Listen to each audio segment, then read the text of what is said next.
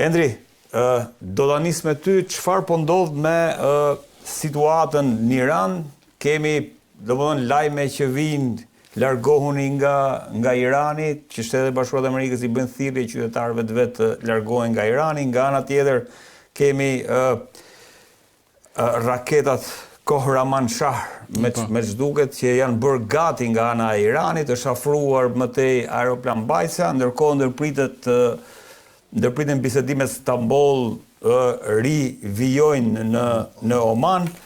Çfarë po ndodh me situatën, ndërkohë vazhdojnë dhe shtohen, këto janë lajmet që vijnë, vazhdojnë dhe shtohen avion, anije, fregata, ushtar, vazhdojnë e afrohen përreth Iranit. Pra, çfarë po ndodh aktualisht? Ajo që po ndodh në zonën e Iranit është pak a shumë një build-up apo një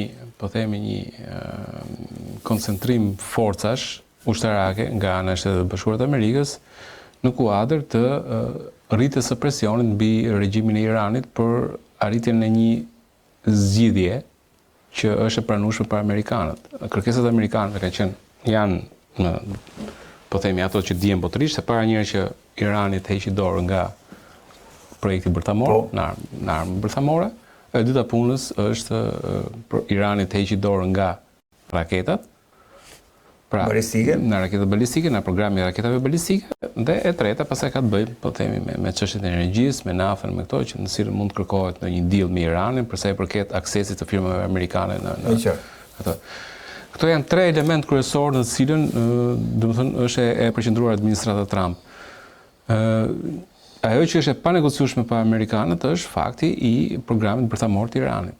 Pra, dhe për programin bërthamor të Iranit, normalisht ke pasur edhe një ndërhyrje amerikane të, po themi, në qershorin e vitit kaluar, në cilin kur ndodhi lufta 12 ditore, ishin dhe bombarduesit amerikanë, cilët bombarduan ato qendra në të cilët dyshohej, Fordovi e tjerë, në të cilët dyshohej që ishte duke u kryer kjo proces pasurimi.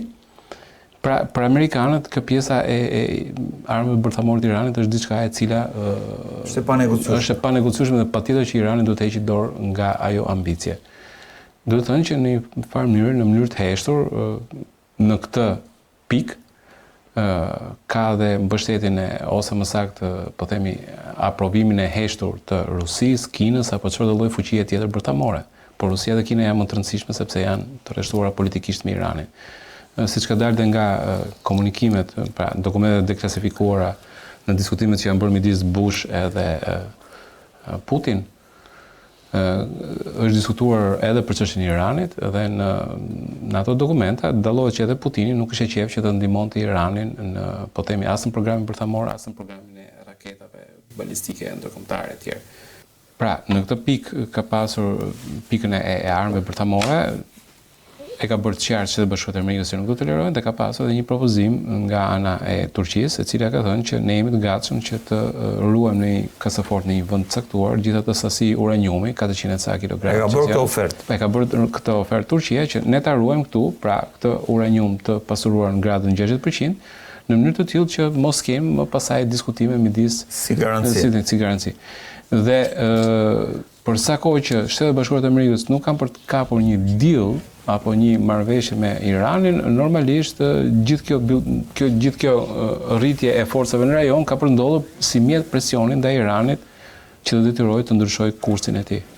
Klejt, si e shikon këtë moment, ndërkohë që Jerusalem Post thoshte sot që është e pashpjegueshme që Shtetet e Bashkuara të Amerikës ulën në tavolinë me Iranin në momentin kur regjimi ka kapur pikën apo nivelin më të ulët? Çështja e Iranit për mua lidhet më shumë me raportet që kanë Shtetet Bashkuara të Amerikës me Izraelin. Ato që unë kam thënë disa herë në këtë studio, më zhdukur gjithmonë sikur Izraeli ka përdorur Shtetet Bashkuara të Amerikës në raport me Iranin. Ka ushtruar një lloj shantazhi, le të themi, emocional në kuptimin e asaj që ekzistenca e Izraelit mund të vihet në rrezik nga regjimi iranian dhe për këtë arsye Shtetet Bashkuara të Amerikës duhet që të ndërhyjnë. Presidenca Trump po e përdor në dy mënyra këtë gjë. E para punës mbështetja ndaj Izraelit mbetet, e dyta natyrisht që nuk kërkon mundet që të mos kërkojë një përballje ushtarake dhe po mund përpiqet që nëpërmjet manifestimit të forcës të arrijë një lloj dilli. Në dallim nga shumë presidenca të tjera amerikane të cilët kanë ndërhyrë në përgjithësi në punët e brendshme të vendeve të ndryshme, sipas viteve 90 e tutje, ku theksi është vënë tek përhapja e demokracisë, në rastin konkret ne nuk kemi asnjë lloj përpjekje të tillë. Pra, ideja e sulmit në Iran nuk është ajo për ndryshimin e regjimit. Gjithmonë ka qenë Shteti Bashkuar të Amerikës kur kanë ndërhyrë edhe në Afganistan, edhe në Irak, por edhe në Jugosllavi. Qëllimin ka pas ndryshonin edhe regjimin. Sot nuk ka qëllim ndryshimi të regjimit. Edhe në vitin 90 e kanë pasur qëllim në Irak. Ndryshimi i kursit. Ndryshimi i regjimit ka implikime të tjera. Ndryshimi i regjimit mendoj që të ndryshojë edhe kursin e politikës. Jashtme raportet me Shtetet Bashkuara të Amerikës, raportet me ambientin përreth. Ama ajo që Izraeli kërkon për momentin nga ana e Shtetit Bashkuar të Amerikës është pikërisht janë dy gjëra shumë të rëndësishme. E para ose dhe tre, Izraeli kërkon edhe ndryshimin e regjimit, që Shtetet Bashkuara të Amerikës ndoshta nuk e duan. Izraeli kërkon të kulin e anullimin e kapaciteteve bërthamore, ndoshta atë që tha Endri, çështja e eliminimit apo e kufizimit të programit mbi raketat balistike. Irani e ka ndërtuar mbrojtjen e vet edhe kapacitetin sulmues mbi raketat. Nuk ka kapacitet që të shkojë të bombardojë, kapacitet teknike për të bombarduar me avion Izraelin, armikun e vet më të madh në zonë. Ma mund përdori, mund ta saturojë hapësirën izraeliane me raketa.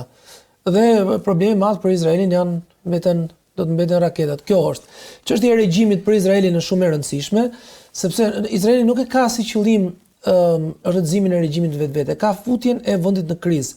Nëse do të bëni një paralelizëm me rastin e Sirisë gjatë pranverës arabe luftës civile, por Izraeli nuk pati problem nëse lufta në Siri shkaktoi dhe solli pastaj ISIS-in. E rëndësishme ishte që Siria ishte një vend i paralizuar, sikurse dhe ndodhi. Tashmë Izraeli do duhet përballet me një regjim sirian i cili është në konsolidim sipër. Por nuk mund të themi nëse nesër ky regjim sirian mund të etiketohet si armik nga ana e Izraelit. Dhe për këtë arsye kërkohet ndryshimi i regjimit në Iran, pra që ta shohë Iranin në një situatë potenciale krize, paralizimi. Pra një regjim i vjetër që ikën, një regjim i ri që vjen dhe do duhet konsolidohet, do dojë kohën e vet, dhe i cili nuk do të ketë mundësi që ta rrezikojë shtetin e Izraelit. Po kjo klejt, Rusia, Kina, se Endri thotë që Rusia dhe Kina nuk kanë interes të përfshije në këtë histori, ndërkohë po zhvendosen në luftanie Kine, për në fakt justifikimi është se po shkojnë aty për shkak se do të bëjnë një stërvitje të përvitshme që kanë bërë gjithmonë, por si e vlerëson cili mendon se është interesi i Rusisë dhe Kinës? Nëse do bënim një lloj paralelizmi në binomin Izrael Shtetet Bashkuara të Amerikës, pastaj Iran Rusi, Iran, mund të themi këtë, që nëse do t'i marrim të dy aleancat, natyrisht është më organike dhe shumë herë më fort aleanca Izrael Shtetet Bashkuara të Amerikës, se sa që mund të jetë aleanca Iran Rusi, Iran Kin. Ideja është kjo që Irani pastaj ka dhe një raport tjetër me Rusin, nuk luan si një shtet i ndërvarur. Izraeli ka ndërvarësi nga Shtetet Bashkuara të Amerikës, pavarësisht se e kompenson me mekanizma të tjerë, mekanizma të brendshëm. Po Irani është një shtet i cili nuk është aleat as klient i Kinës edhe as i Rusisë. Duke mos qenë klient, marrëdhëniet i ka jo fort të ngushta. Pra të qenit klient në një raport ndërshtetror do të thotë që edhe implikimet e mbrojtjes janë më të mëdha. E qartë. Që Kina me Rusin kanë një raport jo të shtetet fort me Iranin. Edhe por ra Irani, edhe por ra regjimi iranian, mundet që të kenë një lloj marrëveshje me një regjim tjetër, ndofta, sikurse ndodhi me Iraku, që edhe pse ndryshoi regjimi, kursi i regjimit iraken nuk ka qenë aq pro-amerikan sa ne kemi menduar, ka qenë më pro-iranian. Nga lufta në Irak përfitoi Irani jo fort Shtetet Bashkuara të Amerikës.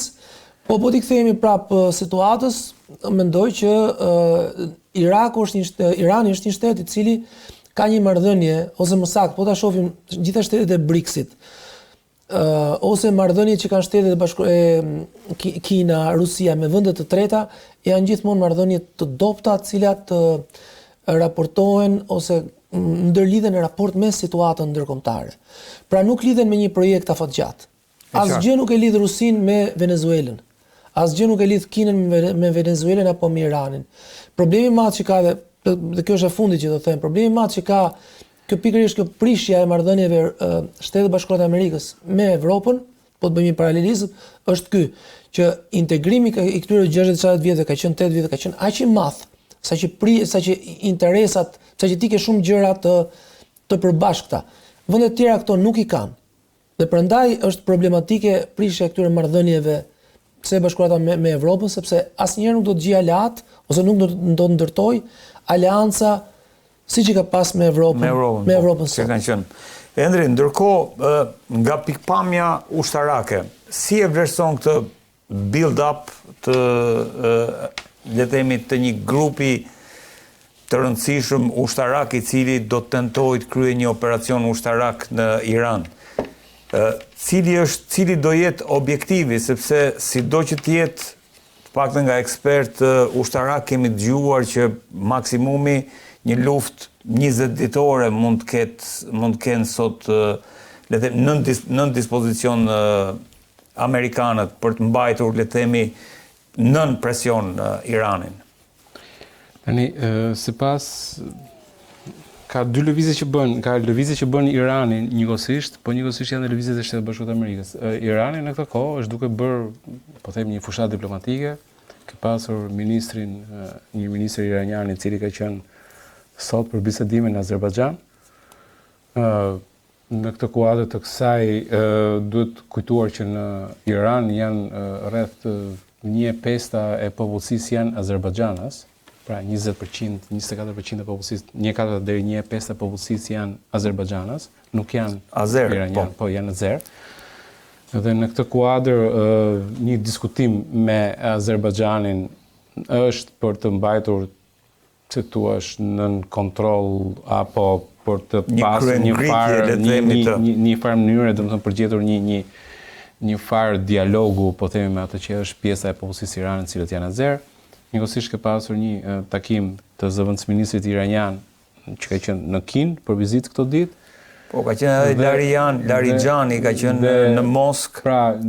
Pra njëkohësisht ka vizitë në Moskë dhe ideja është që Irani është duke bërë po themi një lëvizje shumë të errëtshme diplomatike për të në kuadër të gjithë të presionit që po vjen nga Shtetet Bashkuara të Amerikës. Ajo që është më e rëndësishme në këtë rast është deklarata që u lëshua për sa i përket domethënë takimeve që patën në Kinë, në të cilën Kina thoshte që ne jemi dakord për një program paqësor bërthamor të Iranit.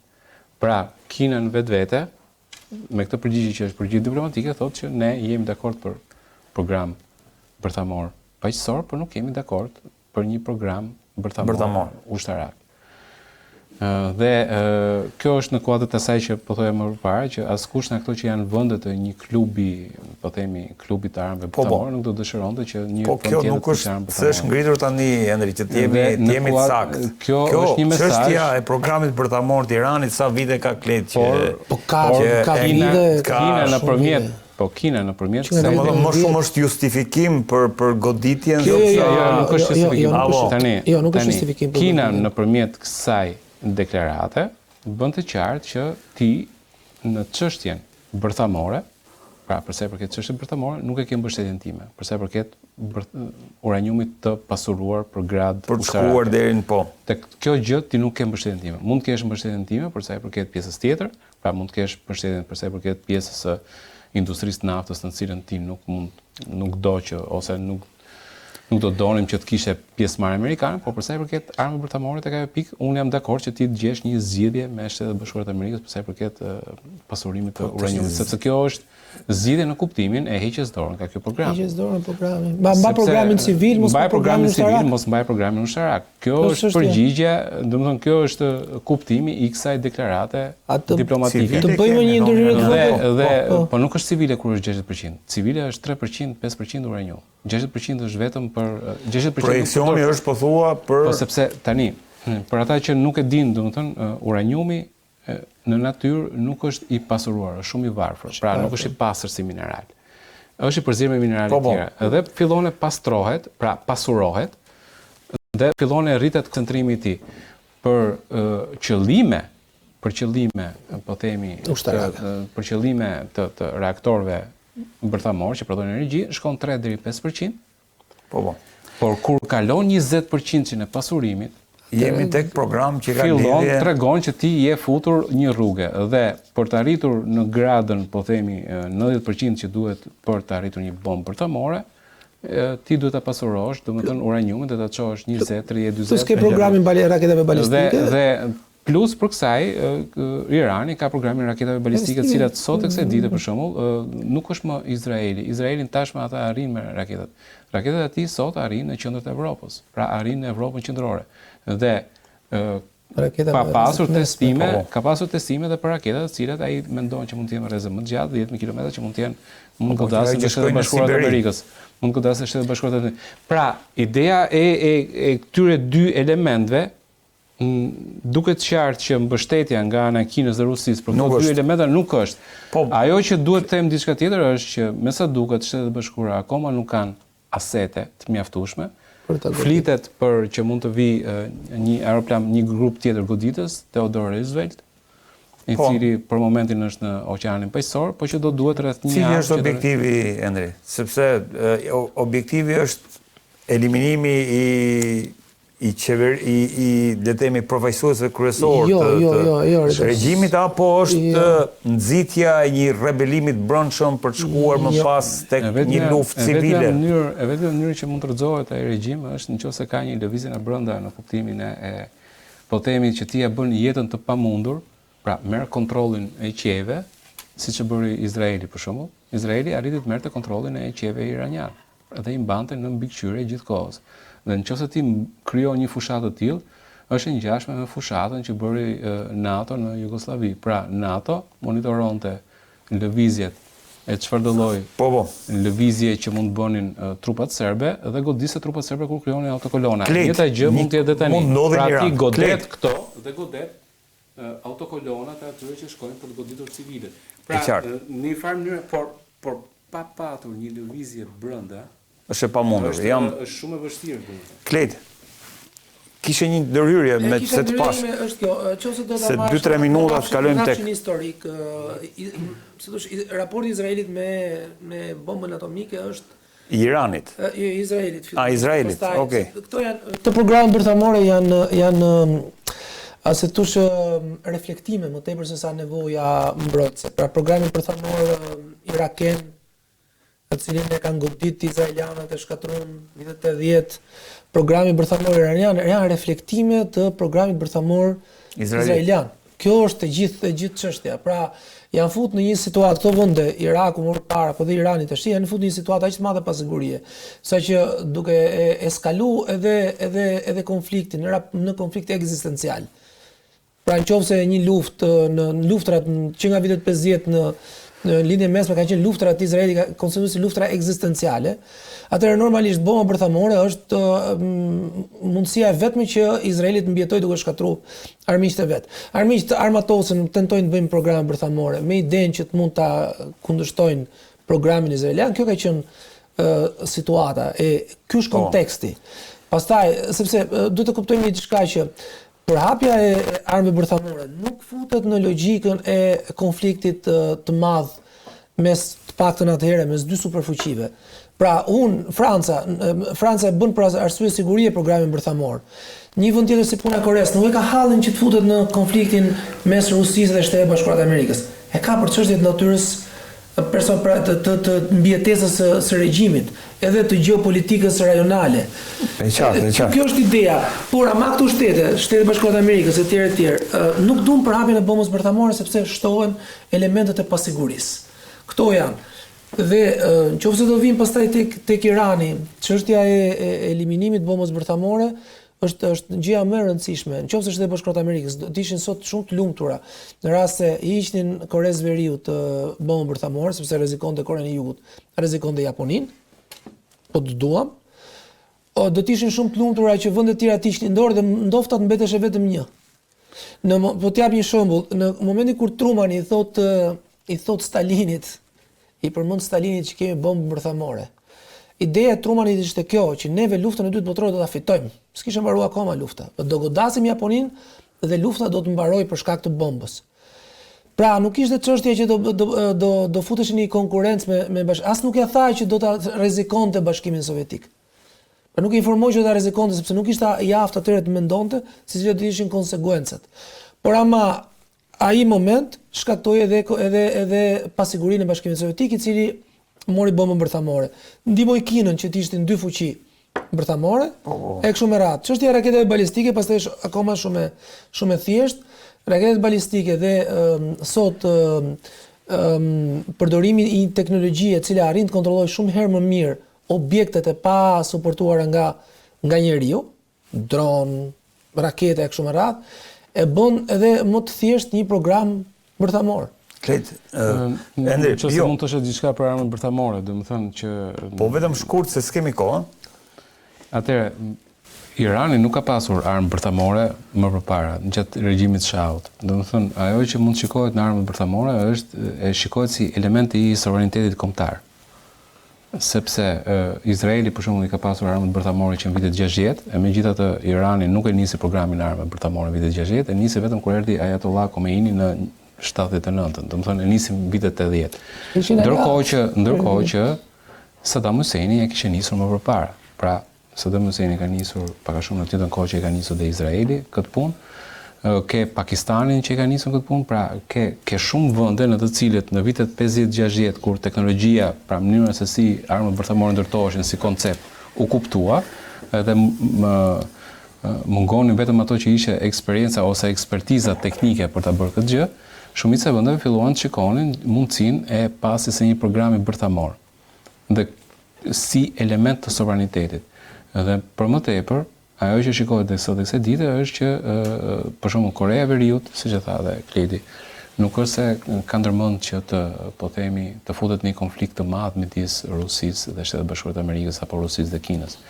Ama i përdor këto armë bërthamore për të arsenal bërthamor si kërcënim të Shtetit Bashkuar të Amerikës në një ndërhyrje siç ndodhi Venezuelës me Maduron për shembull, në një Shtetet Bashkuar të Amerikës nuk mund ta bëjnë në Kore.